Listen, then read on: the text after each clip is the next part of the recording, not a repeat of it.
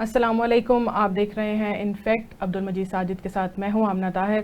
नाज़रीन, इस वक्त पाकिस्तान का एक सूबा खैबर पख्तूनख्वा सैलाब की जद में है। इस वक्त क्या बदतरीन सूरत हाल है, इस पर हमारे साथ बात करने के लिए शराज अहमद शराजी साहब ज्वाइन कर रहे हैं। शराजी साहब, आप इस वक्त केपी में मौजूद हैं और वहाँ की सैलाब की तबाहकारियाँ खुद अपनी आंखों से देख रहे हैं। क्या सूरत हाल है इस वक्त? देखिए, बुनीर ये इलाका है, खैबर पख्तूनख्वा का जिला है। और खास बात ये है कि यहाँ पर चेयरमैन पाकिस्तान तहरीक इंसाफ बैरिस्टर गोहर ही इस सूबे से जो है, इस इलाके से जो है वो रुकने कौमी असम्बली है। और 3 ऐसे इलाके हैं यहाँ के जो कि बिल्कुल सफ़े हस्ती से मिट चुके हैं। एक बिशुनई है, एक जो है वो कदर नगर है, और एक जो तीसरा जो इलाका है उसमें भी अभी तक तकरीबन कोई 100 के करीब मैयतें जो है वो मलबे के ढेर तले मौजूद है। मैं थोड़ी सी सूरत हाल बताऊंगा मैयतों की, फिर जो इंतजामिया, फिर जो सूबाई हुकूमत दावे कर रही है उस हवाले से। बिशुनई ऐसा इलाका है जो कि एक्सेसिबल है, वहां पर सूबाई हुकूमत के लोग भी पहुंच रहे हैं, वहां सीएम साहब खुद भी गए, वहां दीगर जमातों के जो लोग हैं वो भी जा रहे हैं। लेकिन जो ये गुरकन का इलाका है और जो कदर नगर का इलाका है, ये 2 ऐसे इलाके हैं जो मुकम्मल तौर पर इग्नोर्ड है। वहां पर I was the first one कि जो मैं अपनी टीम के साथ गया, और उधर अभी भी हर घर, मतलब हर घर में 9-9, 10-10, 12-12 मैयतें जो है मलबे के ढेर तले मौजूद है।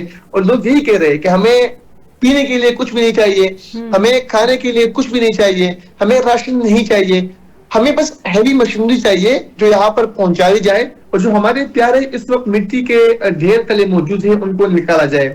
कदर नगर ये वो इलाका, मैं उस इलाके की बात कर रहा हूँ जहां पर एक घर से 29 मैयतें जो है वो निकाली गई। कदर नगर वो इलाका है जहां पर एक घर से 28 जनाजे उठे। कदर नगर वो इलाका है जहां बदकिस्मत उमर खान रहता है, और उमर खान के मुताबिक उन्होंने अपने हाथों से 20 मैयतों को दफनाया, और 4 जो उनके प्यारे हैं वो अभी तक लापता है। ये वो इलाका है जहां पर एक घर में कल के दिन शादी थी, और अब वो पूरा घर जो है वो वहां पर मौजूद ही नहीं। तो बहुत ज्यादा नुकसान वहां पर हुआ है। गोरकन का जो इलाका है वहां पर अभी भी एक घर के नीचे 49 अफराद जो है वो मौजूद है।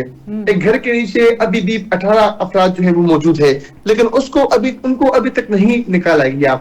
मैं कल जब कदर नगर पहुंचा तो वो लोग हैरान थे कि मैं कैसे वहां पर पहुंचा, क्योंकि रास्ते खराब है। हम पैदल जो है वॉक करके वहां पर गए, और वो लोग रो रहे थे। वो कह रहे थे कि अभी तक इरान की तरफ से वहां पर कोई नहीं पहुंचा, अभी तक सूबाई हुकूमत की तरफ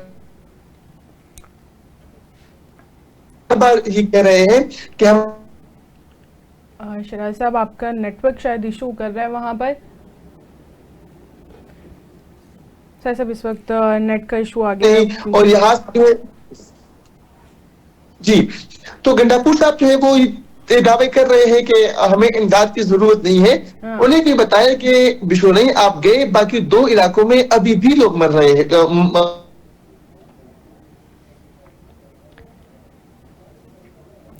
आवाज इशू आ रहा है, ही कर रही है।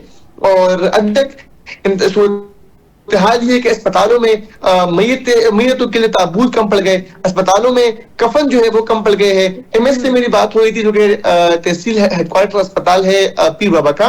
तो एमएस ने मुझे कहा कि मेरे पास ताबूत कम पड़ गए हैं, मेरे पास कफन नहीं है। तो फिर जो है सवात से ताबूत मंगवाए गए, सवात से फिर कफन को जो है वो मंगवाया गया। ये वहां पर सूरत हाल है। पीर बाबा के मुकाम पर जो घर है वो घरों के अंदर जो है कचरा पड़ा हुआ है, घरों के अंदर कीचड़ है, घरों के अंदर पानी है, और लोग खुले आसमान तले जिंदगी गुजारने पर मजबूर है। 2 इलाके तो बिल्कुल सफे हस्ती से मिट चुके हैं, तीसरे इलाके में सरगर्मियां जारी है, और जो पीर बाबा का इलाका है वहां लोग जो है वो अपने घरों से बाहर है। मैं एक वहां मुकामी साहब है, उनसे मैं मिला, उन्होंने मुझे कहा कि हमारे घर की खवातीन जो है वो ये कह रही थी कि हम मर जाएंगे, हमें कोई परवाह नहीं है, लेकिन मसला ये है कि जो हमारी लाशें हैं वो बगैर कपड़ों के लोग देख लेंगे। और वो ये बात बताते हुए रो पड़ा। यकीन कीजिए हमारे लिए वहां पर खड़े होकर रिपोर्टिंग करना मुश्किल था। एक बाप मेरे पास आया, उन्होंने मुझे कहा कि मेरे 4 बच्चे मेरे पास सैलाबी रेले में थे, और 2 बह गए, 2 जो है उनको मैंने बचा लिया। और वो ये बात बताते हुए इतना रोया कि मुझे समझ नहीं आ रही थी कि मैं इस बात को कैसे चुप कर रहा हूँ। जी वहां की सूरत हाल है। अच्छा, ये शराजी साहब साथ ये बताते चलें کہ یہ جو مشینری نہیں پہنچ سکتی وہ راستوں کی وجہ سے یا غفلت ہے یا کوئی توجہ نہیں ہے، اور نہ ہی وہاں کے وزیر اعلیٰ جو ہیں علی مین گنڈا پور وہ کسی کی کوئی بات سن رہے ہیں، یا کوئی امداد کرنا چاہتا ہے تو وہ جس طرح کی ان کی شخصیت ہے وہ کہتے ہیں ہمیں نہیں چاہیے، تو پھر کیا محسوس آپ کیا کر رہے ہیں؟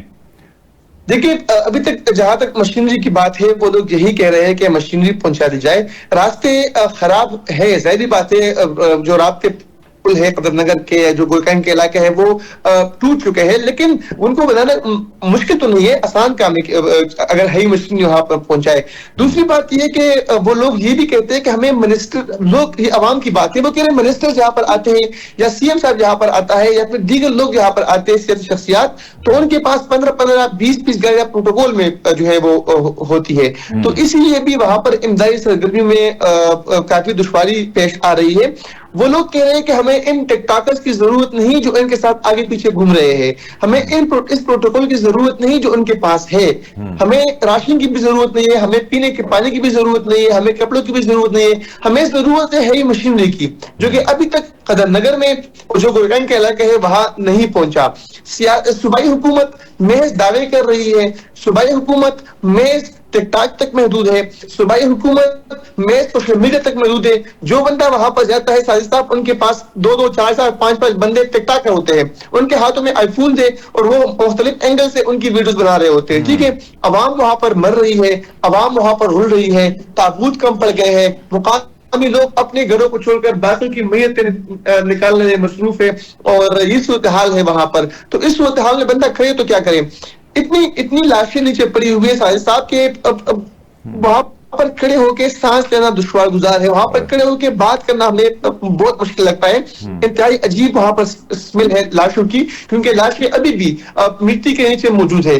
جو تعداد ہمیں بتائی جا رہی ہے اس تعداد سے کئی گنا زیادہ وہاں پر جو ہے اموات ہوئی ہے.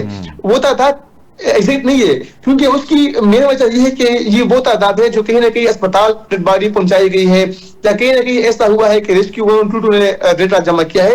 کئی ایسے علاقے ہیں وہاں پر کہ 17 18 جو میت ہے وہ ایک ہی جگہ پر دفنائے گئے ہیں. ایک مدرسہ ہے، اس مدرسے میں جو ہے 17 اموات ہوئی تھی اور ان کو وہیں پر دفنایا گیا. صاحب میں نے بٹائی کا ایک جگہ ہے وہاں پر گنی میں، وہاں میں نے 17 جنازے پڑھے ایک ساتھ. 55 جنازے ہم نے ایک دفعہ پڑھے اور 15 جنازے ہم نے دوسری دفعہ پڑھے، یعنی کہ ایک علاقے میں 70 جنازے. ٹھیک ہے، قبر کودنا مشکل ہے وہاں پر. لوگ بیلچے لے کر اپنے گھروں سے کدال لے کر خود وہاں پر جا کے قبریں کود رہے ہیں، اور باقی جو وہاں جو الخدمت فاؤنڈیشن کے رضاکار ہے، وہاں خدای خدمتگار کے جو رضاکار ہے، وہ دیگر جو مقامی لوگ ہیں وہی امدادی سرگرمی میں مصروف ہے. وہ قبر کی کھدائی بھی کر رہے ہیں، وہ کھانے بھی بنا رہے ہیں، وہ پانی بھی پرووائڈ کر رہے ہیں. مطلب صوبائی حکومت تو کہیں نہیں ہے شرازی صاحب، پھر صوبائی حکومت تو کہیں نہیں. آپ تو عینی گواہ ہیں، آپ وہاں پہ موجود ہیں اور جو حالات بتا رہے ہیں. پھر صوبائی حکومت کر کے رہی ہے اس کو تو اس وقت سب کچھ چھوڑ کے، تمام سیاسی سرگرمیاں چھوڑ کے، سارے فنڈز استعمال کر کے صرف اور صرف یہ کام کرنے کی ضرورت تھی.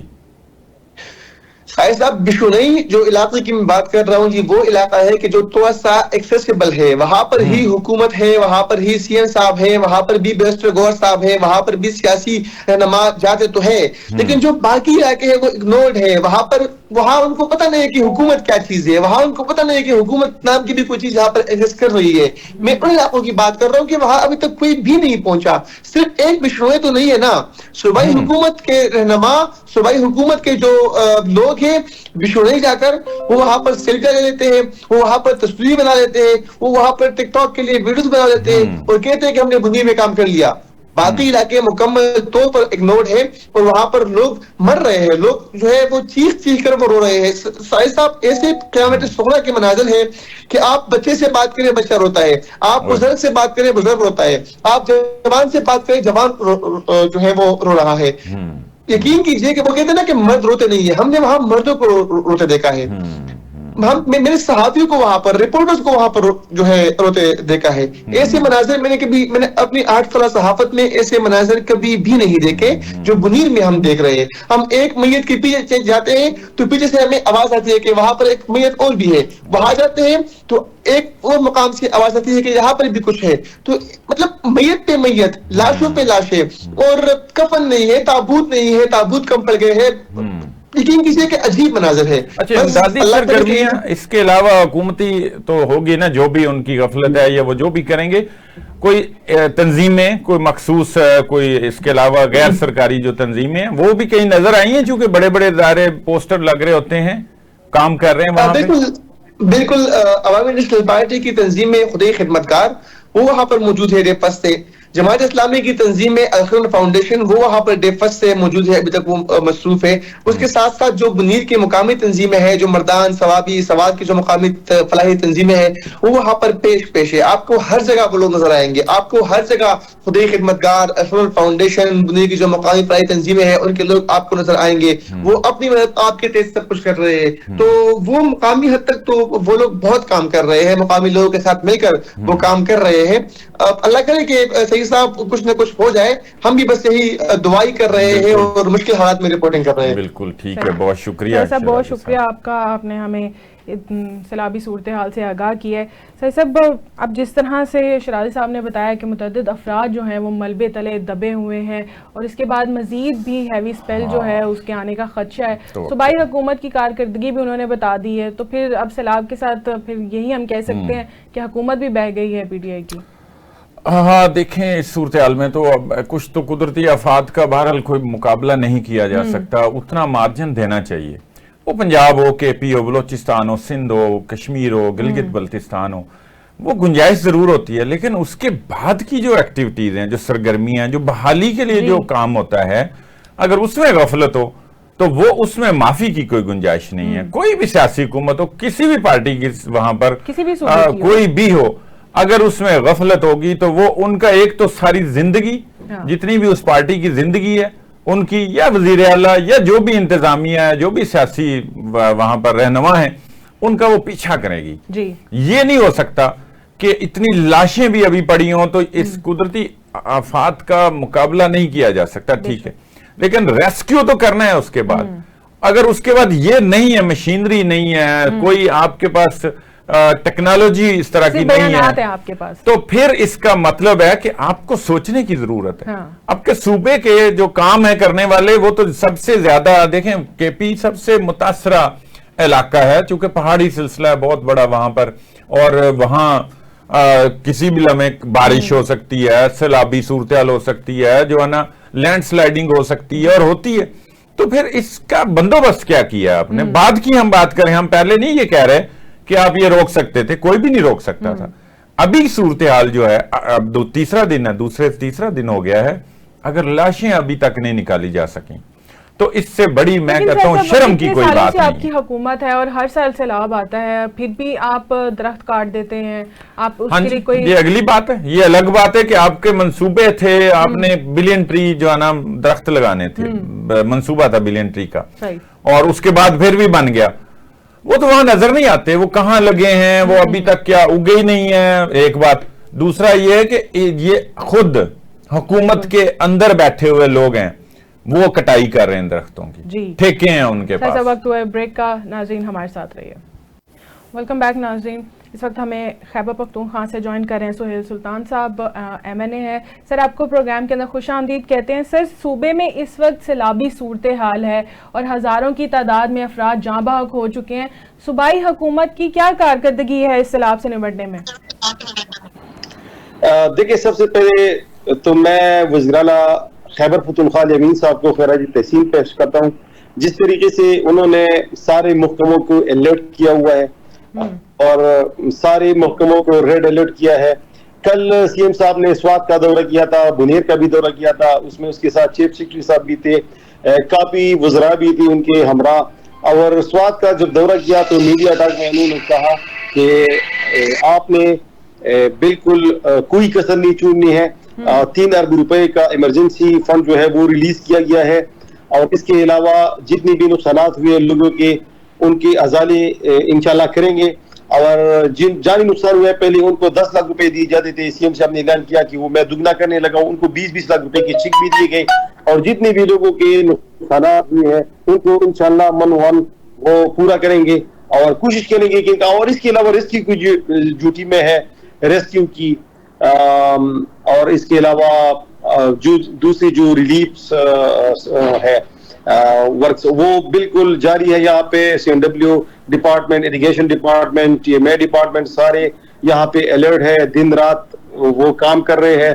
اس کے علاوہ ہماری سول سوسائٹی بھی کافی یہاں پہ لوگوں کے ساتھ موجود ہے, وہ لوگوں کے ساتھ کام کر رہے ہیں, اور لوگوں کو یہ احساس ہے کہ یہ بالکل یہ اس طرح کی سچویشن ہے کہ حکومت اکیلی نہیں کر سکتی. تو لوگ بھی بہت زیادہ مدد کریں, پرائیویٹ آرگنائزیشن بھی بہت مدد کر رہے ہیں, وہ بھی میدان میں ہے, الخدمت فاؤنڈیشن بھی میدان میں ہے, اور سارے موقع میں جو ہے وہ ساری ریڈ الرٹ ہے اور دن رات کام کر رہے ہیں یہاں پہ.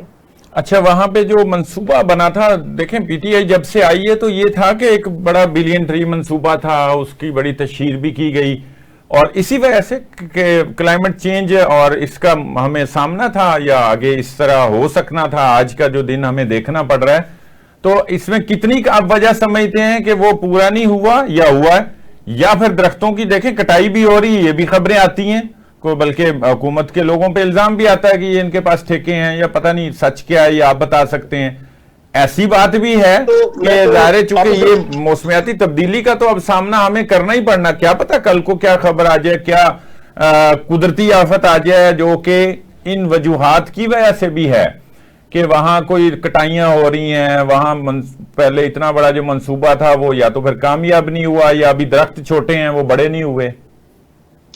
دیکھیں ڈیفورسٹریشن جو ہے وہ اس کی اگر میں آپ کو مثال دوں تو وہ اگر میں آپ کو مثال دوں 1992 کی, 1992 میں forest area around about 34% of the total area تھی. ابھی وہ کم ہو کر وہ 18 یا 16% تک آ گئی ہے. تو اس لحاظ سے یہ کٹائی جو ہے 30-40 برسوں سے جاری تھی. اس کے لیے ایک سونامی پلانٹیشن جو 5-6 سال میں یہ ان کو کور نہیں کر سکتی. جس طرح کے کلائمیٹ چینجز کے چیلنجز ہے, جس طرح کی گلوبل وارمنگ کے چیلنجز ہے, اس میں آپ یہ کہہ سکتے ہیں پی ٹی آئی جب سے آئی ہے تو یہ کٹائی کا سلسلہ رک گیا تھا. ایگزیکٹلی یہ رک گیا تھا, اور اس پر جب سے پابندی لگی ہے وہ پابندی اب تک برقرار ہے, ابھی تک برقرار ہے وہ پابندی. وہ پی ٹی آئی کی پریویس گورنمنٹ میں عمران خان کی ہدایت پر وہ پابندی لگی تھی, اور وہ آج تک وہ پابندی ہے. درختوں کی کٹائی پر جتنا ایکشن پروونشل گورنمنٹ لیتی ہے یا عمران خان جس طرح ایکشن لیتے تھے, وہ شاید ہی پاکستان کی کسی دوسری صوبے میں آپ کو یہ مثال ملتی ہے. یہ بہت ہی سخت پابندی ہے, بہت ہی سخت پابندی ہے. البتہ میں یہ کہتا چلوں کہ جس طرح ہم نے پلانٹیشن کی ہوئی ہے تو اسی وجہ سے ہم نے کافی حد تک سیلاب کو روک دیا ہے. یہ میں کیٹیگری کے لیے کہتا ہوں. اچھا, تو اس طرح اگر سونامی کی آپ اثرات دیکھیں گے تو اس میں کچھ عرصہ مزید لگے گا, کیونکہ 5-10 سال میں اگر آپ ایک پودا لگاتے ہیں تو وہ تو بڑا درخت نہیں بنتا نا, اس کے لیے وقت چاہیے ہوتا ہے, اس کے لیے ایک پالیسی بناتے ہیں ہم. تو یہ پالیسی ہے 20-25 سالوں کی, 20-25 سالوں کی پالیسی ہے. البتہ اس کی وجہ سے ہم بہت ہی پازیٹیو ڈائریکشنز میں جا رہے ہیں. اچھا, بہت ہی اچھے ریزلٹس اس کے آ رہے ہیں. دوسری بات یہ ہے کہ یہ جو سیلاب سے جتنے لوگ متاثر ہوئے ہیں, اس میں ایک غلطی یہ بھی ہے کہ زیادہ تر انکروچمنٹ ہوئی ہے, اور انکروچمنٹ کی وجہ سے ہی زیادہ تر صوبائی حکومت کا ہی کام ہے. ایگزیکٹلی یہ انکروچمنٹ اس حکومت میں نہیں ہوئی ہے. یہ بھی ہمارا المیہ ہے کہ 50-60 سالوں سے یہ انکروچمنٹ چلی آ رہی ہے. صوبائی حکومت کی زمینوں پر بھی لوگوں نے قبضہ کیا ہوا ہے. یہ جتنے بھی لوگ ہیں یہ دریا میں بھی مکانات بناتے ہیں, یہ ندی کے کناروں پر بھی بناتے ہیں, اور یہ 5-6 سال کا مسئلہ نہیں ہے. یہ میں آپ کو بتاتا ہوں کہ یہ 50-60 سال کا مسئلہ ہے. یہ ابھی تو اس کے لیے ہم نے ایک پراپر ایکشن پلان کے تحت جانا ہے. یہ سب باتیں ہم نے کل ڈسکس کی ہوئی ہے کہ there will be zero tolerance for the encroachers, کیونکہ انکروچر ہی کی وجہ سے باقی لوگ جو اپنی لیگل کنسٹرکشن کرتے ہیں ان کو نقصان ہوتا ہے. اچھا, آپ بتا سکتے ہیں یہ جو ریلیف امدادی سرگرمیاں, ریلیف ایکٹیویٹیز جو ہیں ایک تو زیادہ نقصان کن کن علاقوں میں ہوا ہے اور ابھی تک امدادی سرگرمیاں بعض علاقوں میں ہماری اطلاعات کے مطابق نہیں ہو رہی یا وہاں پر مشینری نہیں پہنچ پا رہی؟ آپ کوئی تفصیلات بتا سکتے ہیں؟ دیکھیں سب سے زیادہ جانی نقصان تو ہوا ہے ڈسٹرکٹ بنیر میں جی، اور سب سے زیادہ فائنینشیل لاس ہوا ہے ڈسٹرکٹ سوات میں، کیونکہ سوات میں جس حلقے کو ہٹ کیا گیا ہے وہ ہے منگورا سٹی، جہاں پر زیادہ تر کاروباری لوگ ہیں.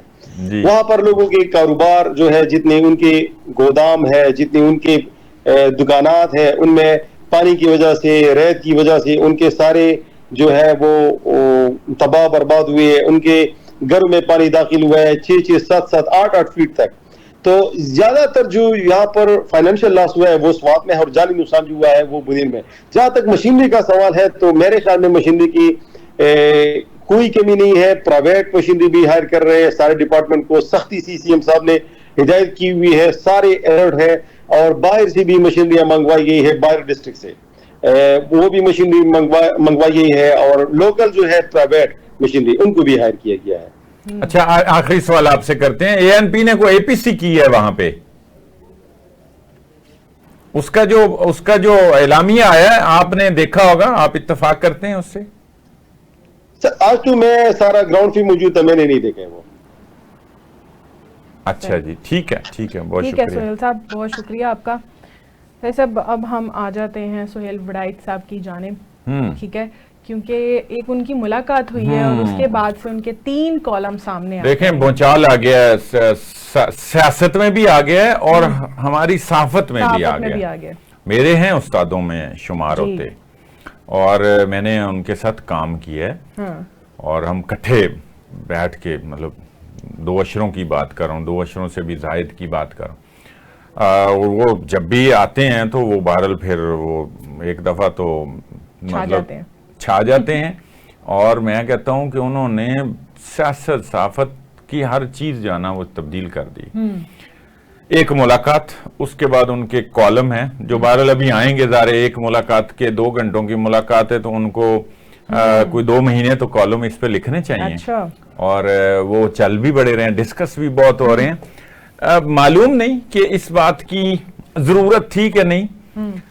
یہ ظاہر ہے لکھ رہے ہیں تو اجازت سے ہی لکھ رہے ہوں گے. ملاقات اور ملاقات کے جو کنٹینٹ ہے وہ شیئر کر رہے ہیں. جبکہ میری رائے کے مطابق میں پہلی بات تو یہ کرتا ہوں کہ general Asim Munir field marshal جو ہیں، ان کو جس طرح پہلے ہی انہوں نے ایک رکھا ہوا تھا نا کہ وہ نہیں انٹریکٹ کرتے تھے میڈیا اور میڈیا پرسن سے، یہ ان کی پالیسی ٹھیک تھی.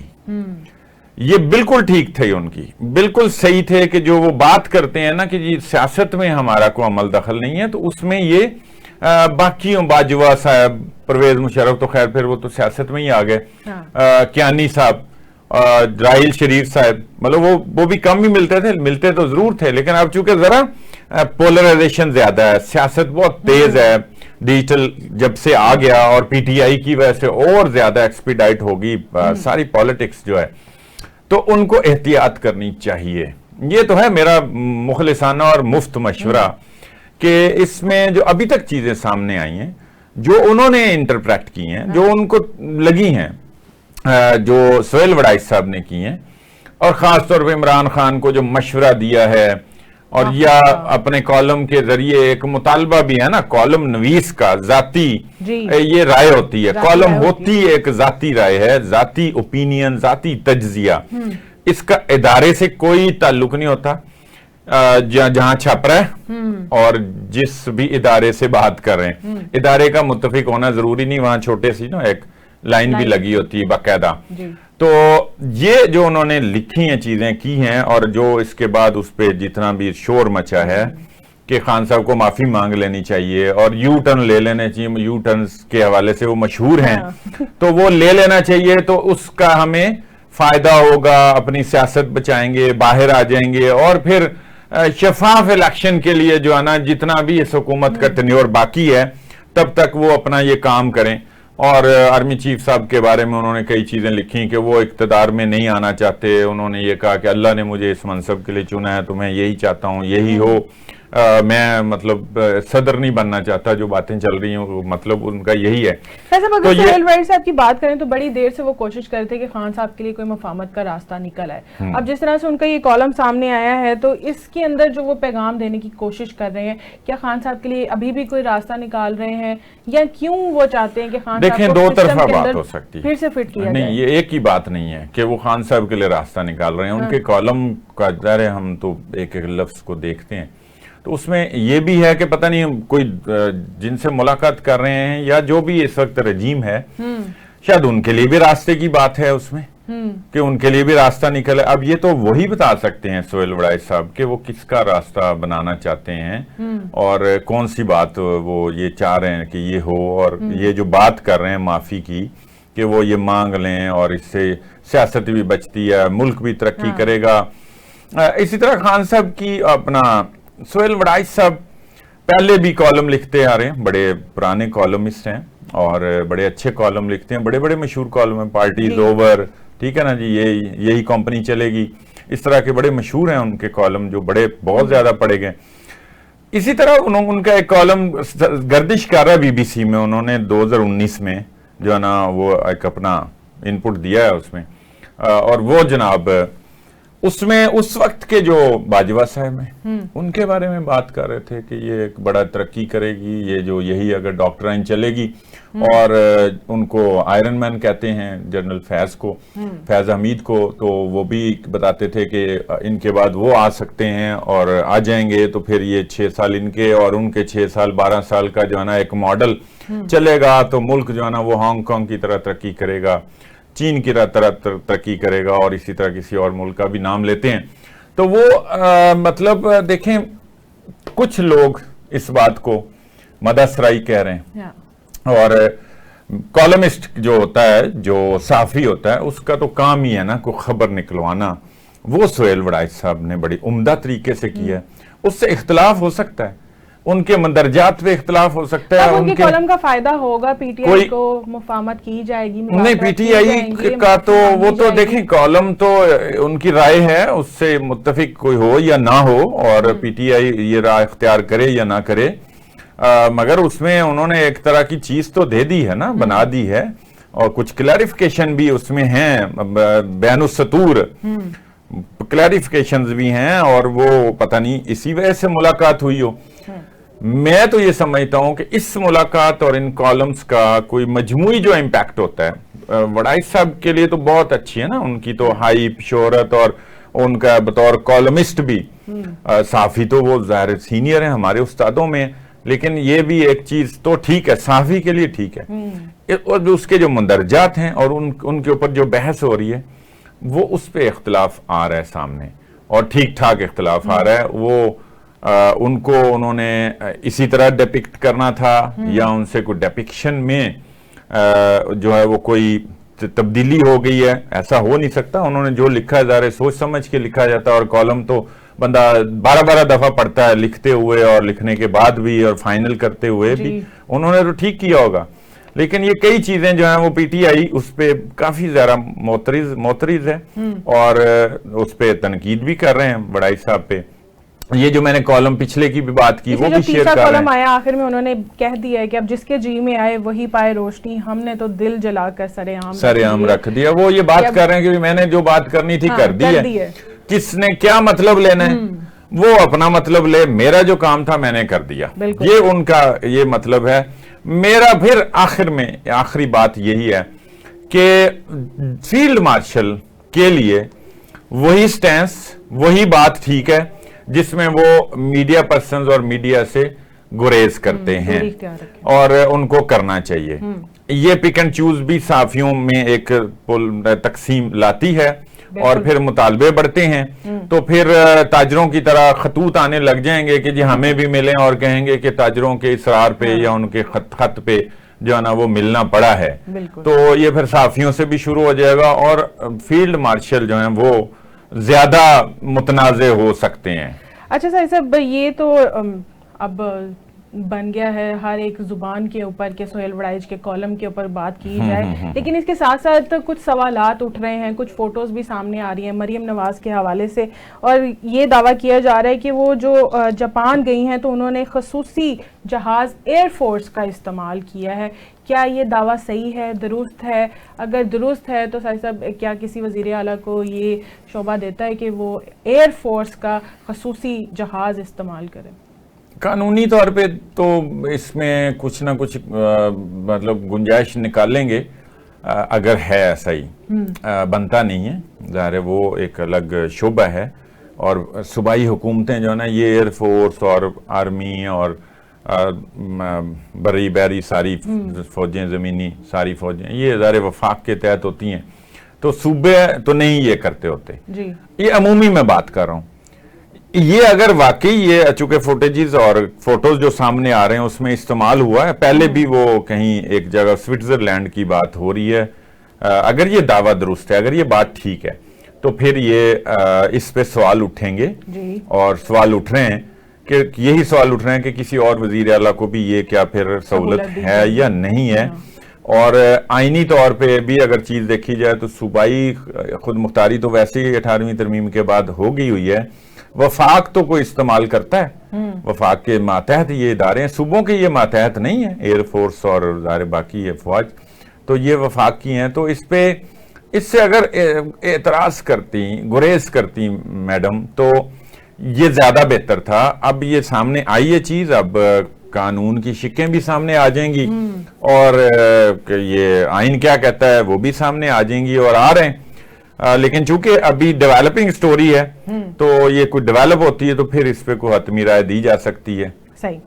بلوچستان کی طرف بڑھتے ہیں. وہاں کے بلوچستان یونیورسٹی کے لیکچرار، وہ دہشت گردی کے الزام میں ان کو گرفتار کیا گیا. صاحب ایک طرف لیکچرار کہا جا رہا ہے، دوسری طرف دہشت گردی، کوئی میچ سمجھ نہیں. اچھا، یہ جو کوئٹہ کی ایک یونیورسٹی کے اسسٹنٹ پروفیسر ہیں، کوئی ڈاکٹر عثمان قاضی، ان کی ویڈیو آئی ہے. ان کے بارے میں کچھ دن پہلے یہ سامنے آیا تھا کہ وہ کہیں اغوا ہو گئے ہیں اور جبری لاپتہ ہیں، کوئی اس ٹائپ کی کوئی چیز خبر آ گئی ہوئی تھی، اور ان کے بھائی کی بھی.